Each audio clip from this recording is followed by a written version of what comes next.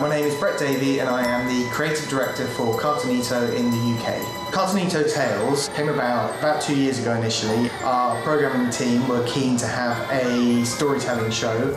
I'd been watching my own children and the way that they made up various stories, and they were using the classic cardboard boxes and dressing up boxes to tell the story. And it just struck me that that's what kids at that age love to do. So we put together a pilot which we shot in December 2010, and that went out over Christmas that year.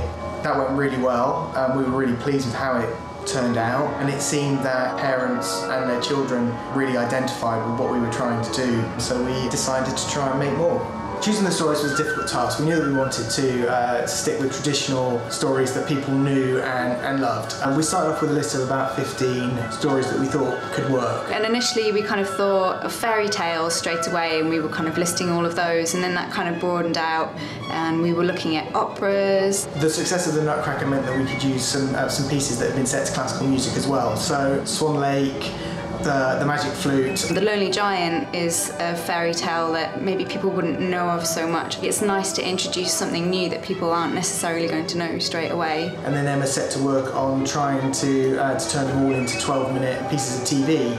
In some cases that's easier than others. Three Little Pigs is a short story for children, and actually that works quite well in that time. I think Swan Lake was one of the hardest, just because there's so much story there and so much happens. And I guess you kind of have to sit down, and I kind of whittled it down to the bare bones, like what's the most important things that happen. And also, kind of tailoring it towards kids as well, because in Swan Lake there's a love story, and obviously sort of 5 and 6 year olds aren't going to be that interested in that, so it's more kind of about brother and sister and friendship and all that sort of thing. So it's a little bit more kind of tailored towards the audience.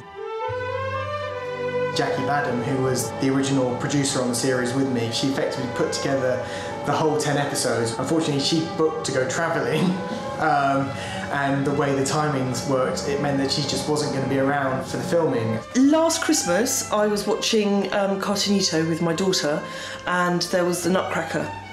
It was magical, not just for my child, but also for us. It was something that I really enjoyed watching and wouldn't think, oh God, not this again. We watched it quite a few times. In fact, my little girl started leaving cheese out by the corners because she said that, to make the mouse hill grow bigger. With Danusha, she emailed me having seen the pilot and having really liked that with her daughter. And then when I found out that Jackie was not going to be around, she seemed like the first place to go to find a replacement. I was just about ready to have my summer holiday, and then had a call from Brett. He invited myself to direct 5 episodes from the series. So it was a case of holiday plans, drop all that.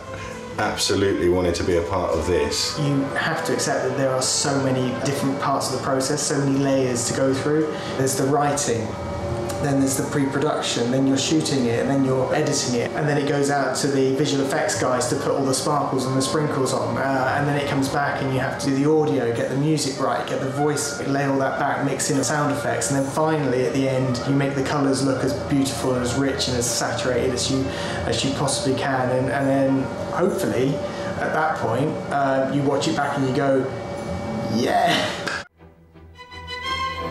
Everyone went into this project very, very, very well aware of time limitations. We knew we had to film within 5 weeks, so as it transpires we're filming 2 episodes a week, and because we can only have children for 3.5 hours a day, we've split it up into shooting scenes from 1 episode in the morning and then another episode in the afternoon, so every day it goes like that, and each week we film 2 episodes. By shooting 2 stories a week, if we were going to shoot 1 Monday, Tuesday, Wednesday morning, and then 1 Wednesday afternoon, Thursday, Friday, we would have 3 hours per day per child, which is 9 hours.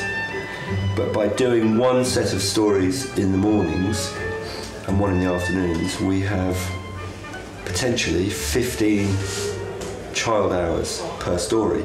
But the challenge is that means we've got to really be good between the hours of 9 and 4:30, so short lunches, short days, It's very strict on how much you can have them working, but you can only have them on camera, so physically sort of working and under the lights, for 3.5 hours. And within that 3.5 hours, you have to give them breaks every 45 minutes. I've been looking after the children, taking them on and off set, and also taking note of their times, so making sure they're not overworked. If that's not followed, then it can get shut down.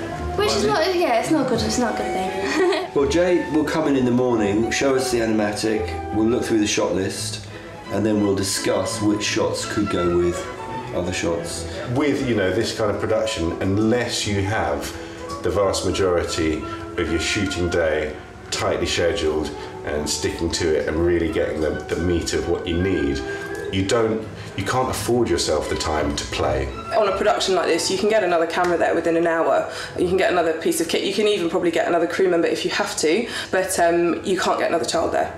So that's getting the schedule right and getting the children in and locked in and everybody on the same page about that is sort of ultimately everything.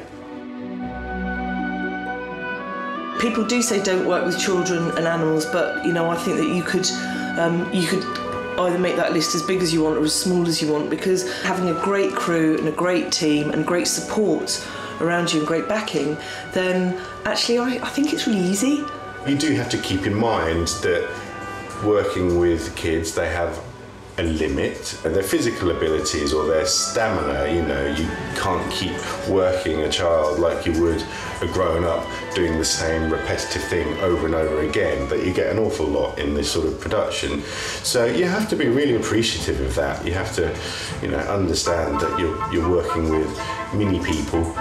Sometimes they come on set and they're all a little bit sort of like, ooh, but as long as you make them feel relaxed and you have a little joke with them, and then that brings out the best in them. I think one of the reasons that people say don't work with children is not just because they can be a little bit sort of unpredictable, but because there's so many laws and legalities around just getting them on sets. The local education authority has to be involved, the school has to know what's going on. There's a lot of legalities, a lot of paperwork involved in just getting a licence for the amount of time that you need that child. All the crew here have been very, very good with the kids. Really good. We've interacted with them. It's not like on some dramas the acting department is considered as a separate entity. They're left completely alone. These kids have been much more blended in with the crew and have joked and laughed with the crew. And it's good. We've sort of included them with what we're doing, and it's helped. I had to keep it quite simple because obviously they're going to fidget quite a lot and move around, so that's the only thing I'd say was quite difficult. And we had a tooth lost as well. Things like that are quite interesting. Just think, I haven't dealt with that before. They're a top bunch, and I think in years to come, I'm certain there's a good handful that you'll see as, big movie stars or something. What's key is the storytelling and the characters, and I think it would be all too easy to paint a heavy brush of special effects or jazzy and snazzy camera angles, but I think that would ruin the charm of it slightly if we went too far down that route. Nothing is so perfect that it looks too clean, too polished, like there's no fun going on. Everything is done in a way where the children seem to be enjoying themselves. It's like a highly polished school play. That was a constant throughout the whole of the show. They didn't want to do too much green screen, they didn't want to do too many the techie effects. So I think that was always there from the beginning. It was always very much trying to keep it homemadey, and I think that worked really well. I think if we tried to kind of go too crazy with it, then it wouldn't have worked so well. It's got a nice theatrical feel to it. It's got a slow pace. It's easy to understand, and I think the conception has hit the mark. One of the main reasons why it's going to work so well is because of the art department and the lovely sets that they've given us in their building, because it really, really looks stunning. The sets, the stories, the way the stories had been written, the use of such young actors, Jane Horrocks voicing, it was just a sum of all parts. I've watched my child watch things again and again when she's had them on DVD. and I think this will be one of those. But the great thing about Cartoonito Tales is who knows what's on the other side of that mouse hole. Alice, our fantastic wardrobe mistress, just did a spectacular job with the costumes. Wanted them to very much look like kids, so not be too sort of animalistic, so have a very like crafty aspect to them, so they've kind of like maybe made them with their mums. Everything else that we did was about paring it down, keeping it simple. The solution in the end for the giant was a sort of muscle top, and then big baggy trousers that then fit over these sort of coffee can boots, you know, that you used to have when you were a kid. You sort of have strings and then move your feet around on them. Our chase sequences aren't going to be sprinting along, but there's a charm about that. There's a charm about that homemade sort of feel to it. Henry Jones, who was the art director, just came up with beautiful, simple sets. Henry constantly pulls it out the bag. It's quite a joy to come to a Monday morning and sort of look at your next episode and look at the sets and the props and everything else. I think, wow, where does this man get the time to do all this stuff? Henry's done an absolutely amazing job, and he has that slight sort of young boy sort of mentality where, you know, he's always fiddling with planes or things like that. So he has a really good eye for things and a very good sense of humour. Both the art department and the costume department have just been so clever about keeping it simple, but just so beautiful and such a visual feast. The makeup on the swan in Swan Lake is just, you know, it's inspired. The three little pigs, absolutely amazing. They just made me laugh every time I saw them. The cages in Peter and the Wolf and Hansel and Gretel, they're brilliant. Simplicity is the key, really. You have to remember that's kind of the thread running through it all. Oh, that's quite good. Thread and costume. We knew as we were making the original pilot that we needed a voice to read it who was going to bring a sense of gravitas, but at the same time be able to do all of the voices that were in the story. Without someone with her ability, it would be very difficult to make these stories come to life. And so she's been everything from a giant to a wolf, from a little sister to a cat and a duck, and I think she's made a fantastic contribution to the stories. Ben, one of the three little pigs, just every time I see him, I just, you know, do the oh face, and everyone does, because, you know, it's absolutely, you know, he's absolutely beautiful. But just working with kids and being really surprised at their talent. Hansel and Gretel was one of my favourites, just because I think everybody loves the Sweetie Forest, and the bubbling cauldron, and the witch who I was wearing black Crocs, I think, which made me laugh. I really enjoyed Pinocchio and I really enjoyed Peter and the Wolf. I thought they were brilliant. The duck costume worked, I was really proud of that, and that worked really well. And we found a good solution for the Pinocchio's noses as well, so that was good. Swan Lake was very interesting because there was a lighting change, so we went from day to night, so we could play around with that look a little bit, and also it just looked great with the lake and the swans and the ballerina. The whole mouse hole going from real world through to a magical world of fantasy. I think all of them are spectacular, but I think my favourites are Hansel and Gretel and Swan Lake. Well, I liked all the stories, and I could pick out characters from each one that, from my point of view, that were quite striking, like the Queen of Silence. The most special one for me is the magic flute.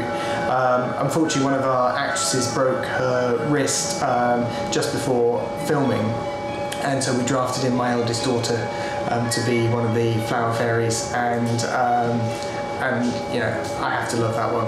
I actually liked Pinocchio. There's a little boy in Pinocchio, and he was really sweet. He's a really good boy. The kids have been great, the directors, the stories are really sweet. Having seen the pilot, I know these are going to be lovely little stories. We've done a good job.